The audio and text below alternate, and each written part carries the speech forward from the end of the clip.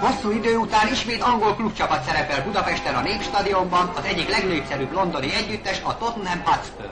A két csapatkapitány virágcsokor és zászló cseréjével kezdődik a mérkőzés. Középütt Zsolt játékvezető, akinek sípszavára a fehérmezes angol játékosok indítják el 90 perces útjára a labdát, és mindjárt remek angol támadást látunk, meleg a helyzet Gulyás kapuja előtt, Lövés Gulyás belevetődik, Dalnoki tisztáz. Ez bizony meleg helyzet volt. A Kinizsi azonban ellentámadásba lendült, Fenyvesinél a labda továbbítja, Vilezsáros, aztán újra Fenyvesié, remek támadás, Fenyvesi beível, a kapus kiöklözi a labdát, kérdés be az orosz, lő, gól!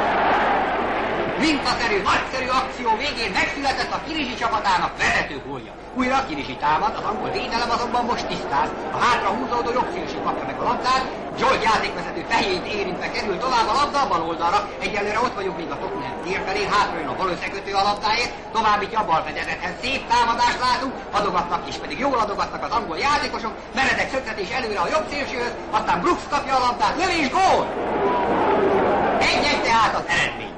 De most újra előre lendül a Kinizsi csapata. Fenyvesi ellenállhatatlan formában játszik, Ombódihoz továbbít. Az újdonsült balfedezet áthozza a Tottenham tér felére a labdát, viszi néhány métert, aztán újra Fenyvesihez játszik, Fenyvesi leállítja a labdát, maga elé veszi, aztán Vilezsálhoz játszik, Vilezsál egy remek csellel megy el, átível a másik oldalra, orosz lő, gól!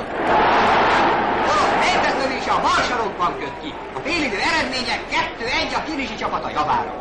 A tottenhami padosok a második félidőben nagy lendülettel támadnak, a kinizsi védelem azonban Szabó és Mátrai szerelni, tisztázni tud, és már is vágódik előre a labda a balszárnyhoz. Balszárny nagyszerű formában játszik, elhúz a labdával most újra a jobb hátvéd mellett Fenyvesi, aztán laposan megurít, láng, lő, gól! Ez is nagyon szép gól.